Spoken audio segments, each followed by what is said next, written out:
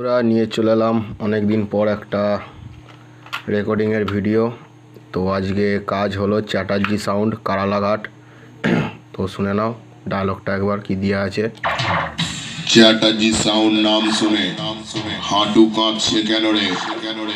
শোন শোন, এলাকায় একটাই বাপ ছিল, আছে আর থাকবে।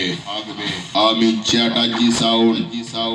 তোদের মতো মাইকওয়ালাকে আমি নাচাতে এসেছি। এমন নাচাবো রাতে স্বপ্ন দেখলে চ্যাটার্জি সাউন্ডের বক্সের ছবিটা তোর চোখের সামনে ভেসে উঠবে।